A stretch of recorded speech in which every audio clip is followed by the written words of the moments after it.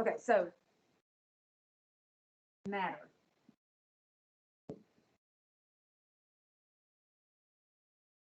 Anybody remember the elementary definition of matter?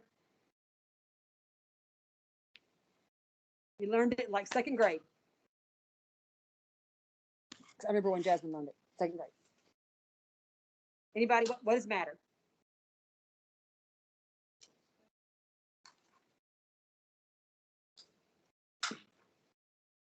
It takes up space and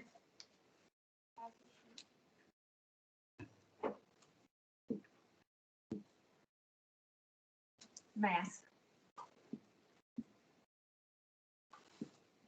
And takes up space.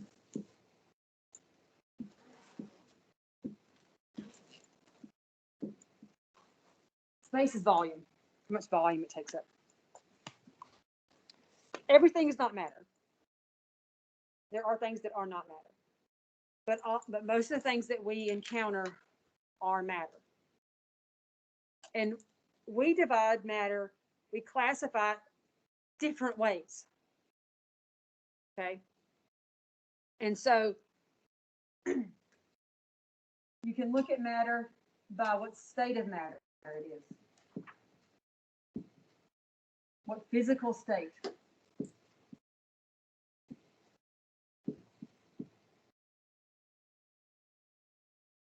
So if I ask you the state of matter, this is where you would tell me the three different states of matter. Anybody know the three states of matter? Solid, liquid, and gas. If I'm not asking you the state of matter, then I don't want the answer to be solid, liquid, or gas.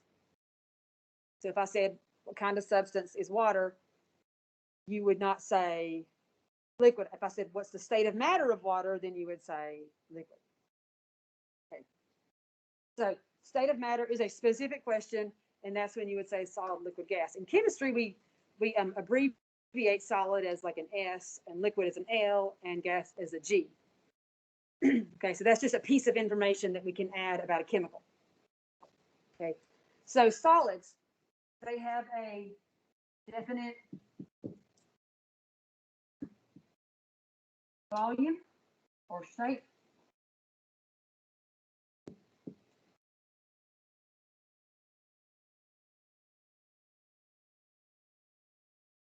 And volume. They're frozen in place. The matter is kind of frozen in place. Liquid has a definite volume.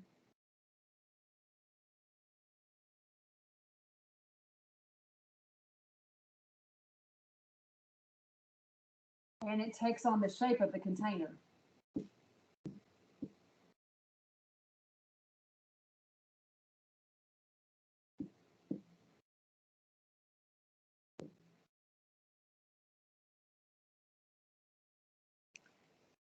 So I have water in here, and there is a definite volume of water in here. So it goes up to about right here because I haven't had time to drink anything today. And the shape of it is the shape of the inside of this container. If I poured this out onto the ground, would it have the same shape or the same volume as before? It'd still be the same volume because I didn't change the amount of water I had. I just changed the shape. Now it's spread out all over the floor. Okay, so volume means when we measure volume, we use graduated cylinders, or when you pour something into a container, it's how high up it goes. The volume of it, how much space it takes up. For a gas, it takes on the shape and the volume of the container.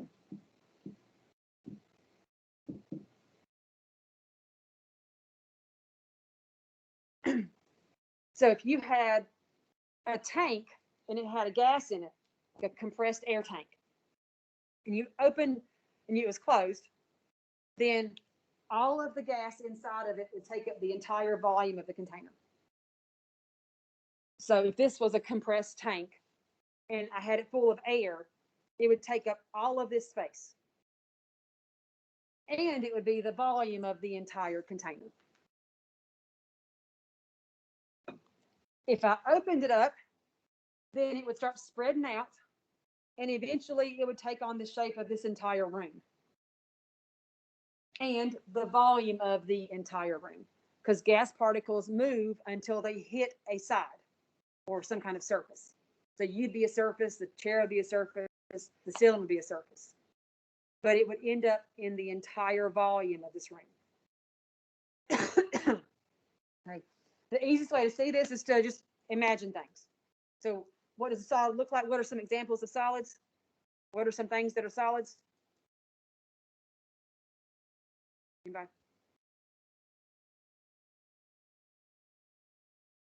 Anybody think of examples of solids?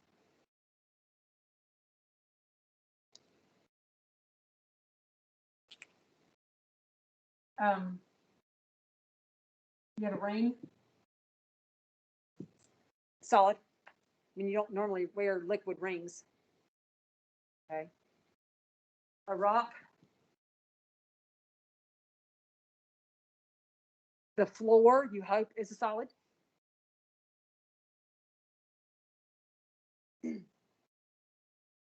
Liquids. Water.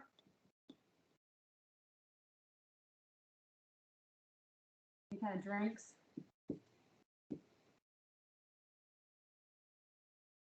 Solid water would be called ice. So if you had ice water, you would have a solid and a liquid together. See if I still have ice water. There's a little bit of ice in there still. Okay, gases, air, oxygen is a component of air.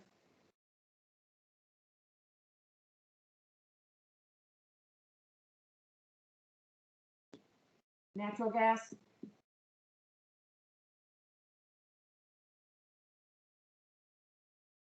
you can, there's helium, hydrogen. So these states of matter, they can be something that's pure, or it can be a mixture. Like a rock can be something that's pure, like if it was quartz, quartz is pure because it's just silicon dioxide. If it was granite, it'd be a mixture. Ice is water, so that would be pure.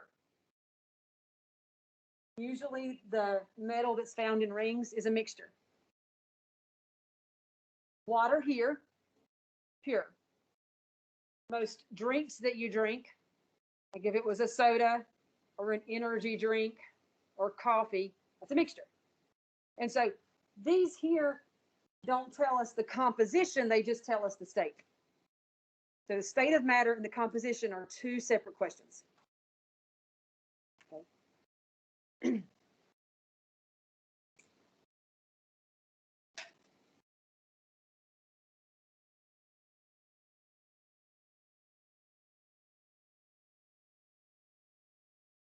The worksheet that I want you to do is not about what state of matter it is. This one, again, the phase is different. What phase it's in, state of matter is different.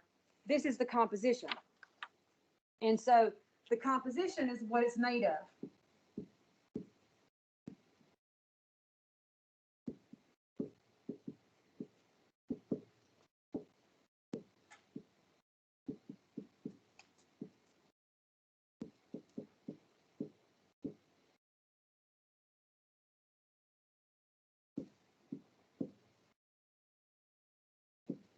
What kind of composition is this? All matter is made up of atoms, of elements.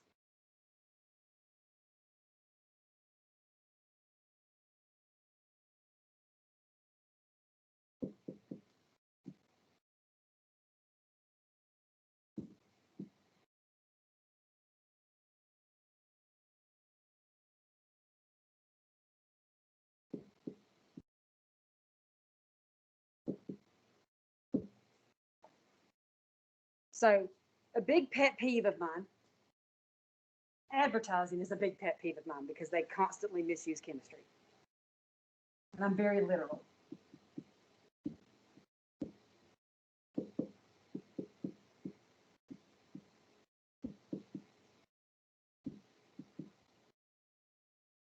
Okay. Something's chemical free. Why would that be a pet peeve of mine? What does chemical free mean in chemistry? Well, all chemicals are elements. And if something is chemical free, what is it? You work backwards. All matter has elements. And if something is chemical free, that means it has no elements, which means it is not matter. And so therefore it wouldn't be a thing. So if you buy an object and that object has mass and takes up space and it says on it it's chemical free, technically it's not, because that would mean that it wasn't matter, because all matter has elements and elements are chemicals. Does that make sense? Have you ever heard something say it's chemical free? There's a lot of other things that are really kind of frustrating, like alkaline water. Where does the water go? You drink it. If you drink something, where does it go in your body? Your stomach. It's the pH of your stomach. An acid. So immediately it gets neutralized and becomes acidic. So if you're spending a lot of money on alkaline water, by the time it makes it out of your stomach, it's not alkaline anymore, it's acidic.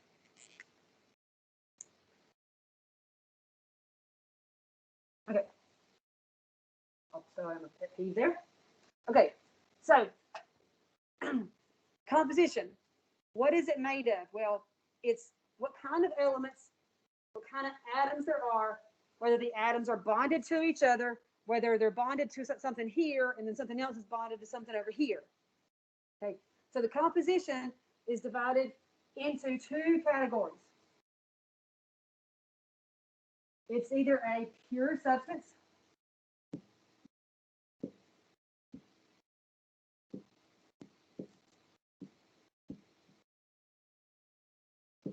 or a mixture. And this is in terms of chemistry. So you have to kind of put yourself out of being a consumer, because pure, this one actually says pure life. Can't read that. I reached the age where I have to have reading glasses. Okay. Purified water, calcium chloride, sodium bicarbonate, and magnesium sulfate. Is this, you think this is pure or you think it's a mixture? I just had an ingredient list here. Okay. And so this little bottled water has water,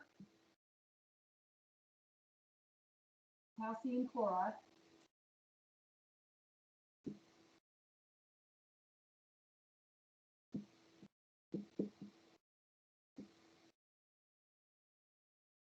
sodium bicarbonate,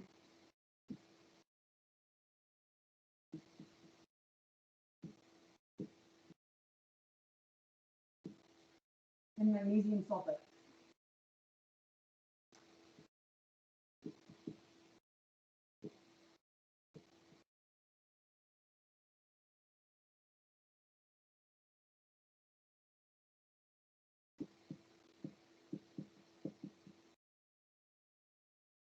That is the ingredient list for that this bottled water here, and it says it's pure life.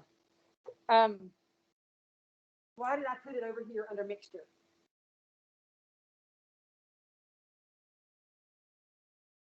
Yeah, it's got more than just water. So what do you think the definition of a mixture is? A mixture is two or more pure substances. A mixture is two or more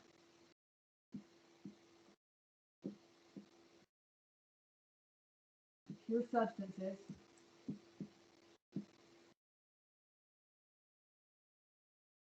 and they're just mixed. I mean, mixtures, they're just mixed. They're not chemically bonded to each other. So that goes back to what in the world is a pure substance. So if it's two or more pure substances, what makes something be a pure substance? It's either just an element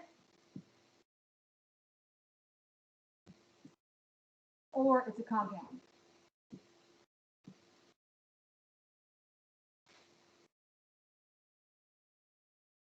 Okay. So all matter has atoms of elements. Okay. How the elements are arranged puts it into one of these categories. An element, all the atoms are the same element. You got a sample, and every single atom in that sample is the same element.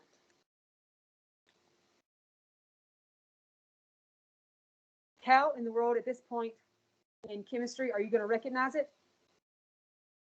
If it is a symbol from the table, and only one symbol. So if you have a formula,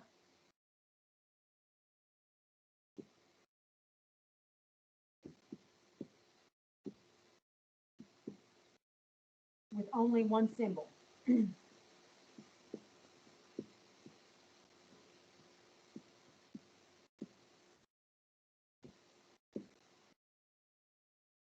So the periodic table, there are now 118 different symbols on it. And so if it's one of these 118 symbols and there are no other symbols, then you would say it's an element. And so, for example, if I write down O2, can you see that? If I write down O2, the formula has only one symbol, not one atom, but one symbol. O is the symbol, so the letters are the symbol, one symbol.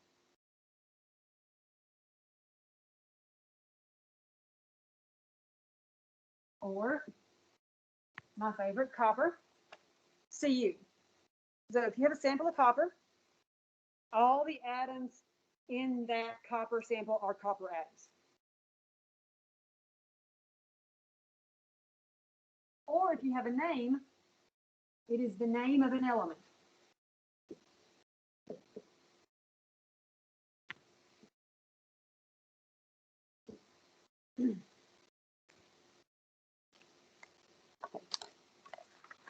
I'm sure at this point you don't know all the possible names.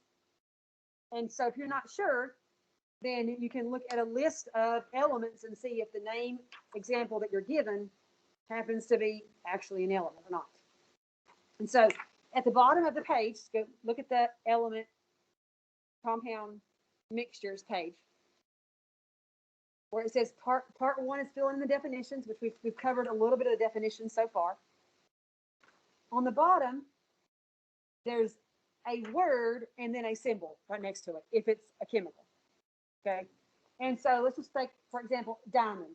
Diamond is not the name of an element, but what's right next to diamond?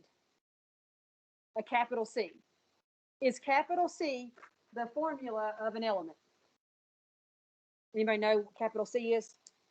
Carbon. And so in parentheses, it just says C. And that's not like part C or anything, it's carbon. So in parentheses would be the symbols. And so what would you say that diamond is? It matches this part. The formula is only one element. So you would say that this first example is a element. Okay. And so if you look through this list and you recognize an element name, then you can just use the element name to say that's an element. These are not trick questions. Okay. If there's only one type of symbol, and so if you look right next to diamond, it says sugar. You see that? It says sugar. In parentheses, you have some symbols. Is there a symbol of only one element there? No. So that's not a element.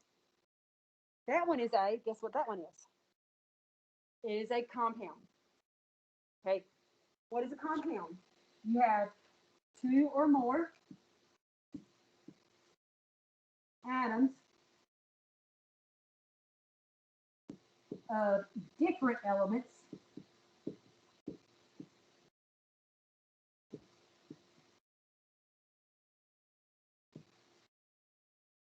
chemically bonded.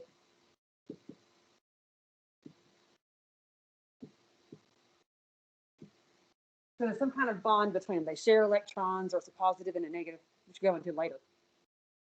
Okay, at this point, how are you going to know that? I'm going to tell you. Same way. You look at formulas and you look at names. Okay, so formula. You actually have, it has a chemical formula.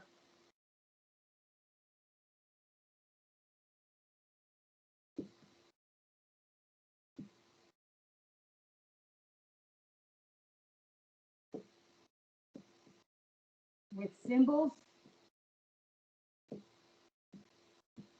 and subscripts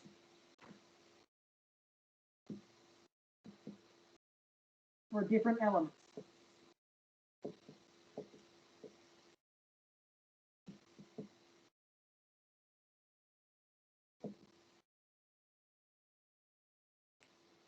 The only limitation is two or more.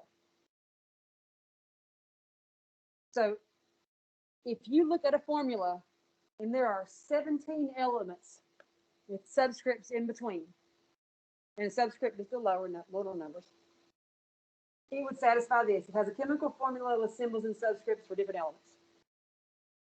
Okay, so sugar, C6H12O6. Does this satisfy it has a chemical formula? What does a chemical formula look like? It is symbols and subscripts. So does it have symbols? Yes. Does it have subscripts? Yes. So you know how many of each. If there's not a subscript, that means there's one. I understood one. And so C6H12O6, you would say that it is a compound because it has a chemical formula with symbols and subscripts. C is carbon, H is hydrogen, O is oxygen. All matter is made up of atoms of elements. Okay. Name.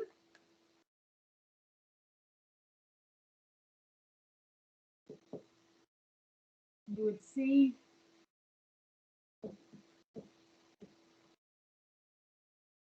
different element or ion names, or you would see some kind of chemical name.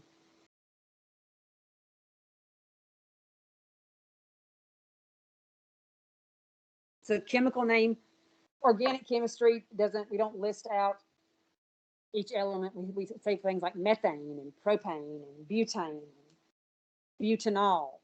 It's a chemical name. Most of the general chemistry things, it lists calcium chloride. Guess what calcium chloride has in it?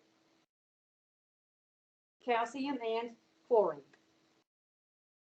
Okay. Water is a chemical name. Sodium bicarbonate. Bicarbonate is an ion name.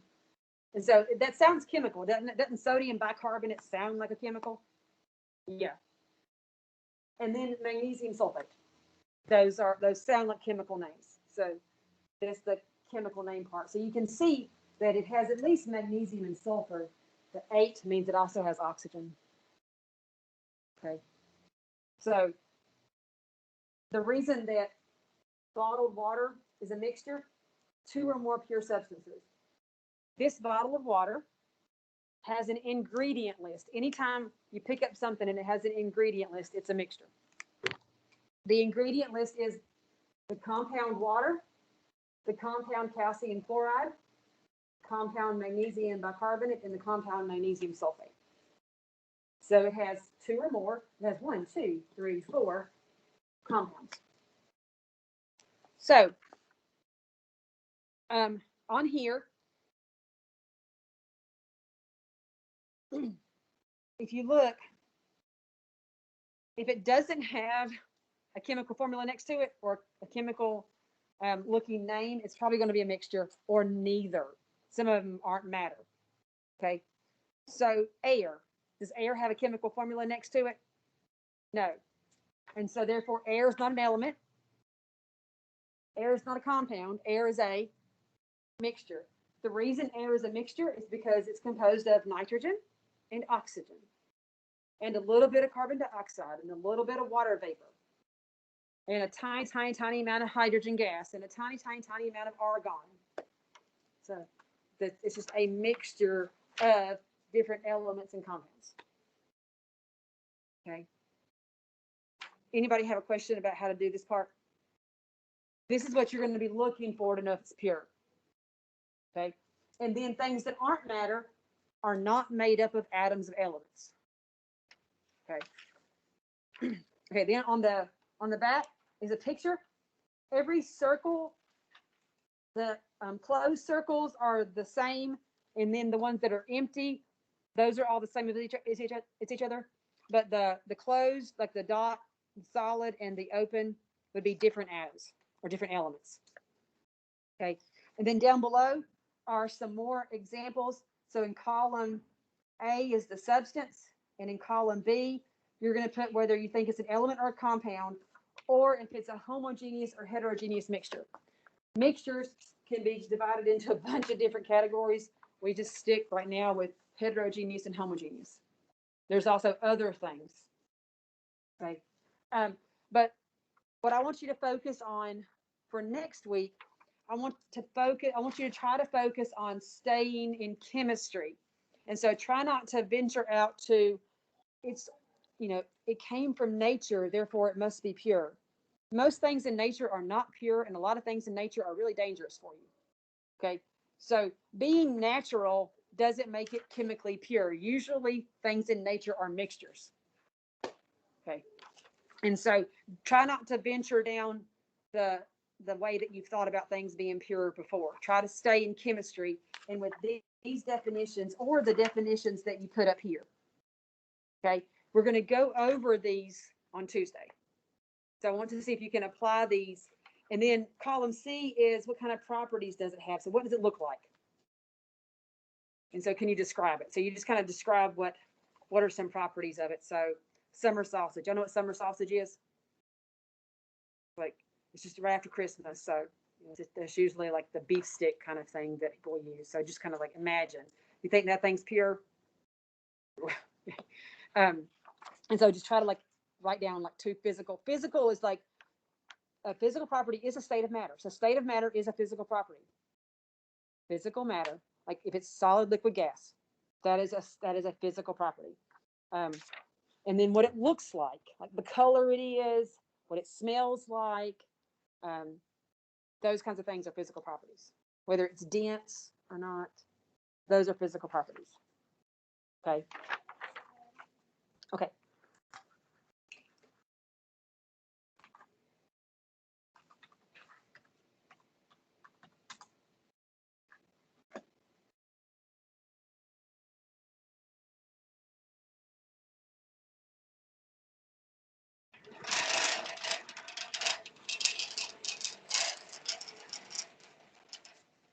Okay, so for next week, you want to toggle down onto the tab for January the 11th to the 17th. So try to make it a little more, do this. Okay, so to get started for the week, you want to print the agenda for next week, which is already there. So you'll see everything we're going to cover for next week. Some of this are just like facts, some are notes, some have definitions, some just list what it is. You're going to print that. You also want to print these two things, the equality summary and the practice activity, because we're going to fill those in during class. And so the equality summary is literally a summary that you are going to create of equalities that you're going to use over and over and over again. Okay, so this is going to be a reference that you create yourself. When you print this off, if you know any of these, I want you to fill them in. If you don't know them, please don't fill them in. Okay, don't Google what they are. I only want you to start with what you know, because the other ones, I'm going to tell you what I want you to use. And so if you look at this, Does anybody know any of these? This is one set, and here's another, because there's a lot of them that we use over and over again. Does anybody know how many minutes are in 1 hour? 60. So you would just write 60 in there. Okay. I want you always start with what you know and use what you know over and over. Don't try to change what you know into something else so you have to write down less things. Okay. Because you would not believe the number of times I've seen people take 60 minutes and 60 seconds and write 360 because they don't multiply correctly in their head. Don't do it. Just write down 60 and 60. Okay. So we always use and write down what we know over and over and over again. And then we let a calculator figure out the other. Okay, so you want to print this off, and this will provide just one place that you can go to when we start doing conversions. The other thing, this other activity, it has 3 different little sets in it. Here's a unit type of measurement. We're going to do a few of these, and then you'll have the rest of them to do later. Significant figures, I'm going to explain what significant figures are. We're going to do a few of these, and you'll have time to finish the rest of them. And then the metric prefixes, like here's what the abbreviation is, and here's what it means. That is not a unit. That just goes on a base unit. So I want you to go ahead and print these off so that you have them with you to use during class. Here's the links for the chapter for next week. And here is the notes that you don't really have to print these notes off. Here are the study guides with homework at the end of each. And then these are 2 documents that I wrote using old test questions that kind of summarize, like, here's a bunch of matter practice. So you got this big thing here. You can do this one later on before you take the first test. And I also have an answer key that I'll post later. So I want you to do it, and then in a week or 2, I'll post the answer key. Okay, here's the lab stuff, and here's some additional resources. But you can toggle down everything you need for next week is already there.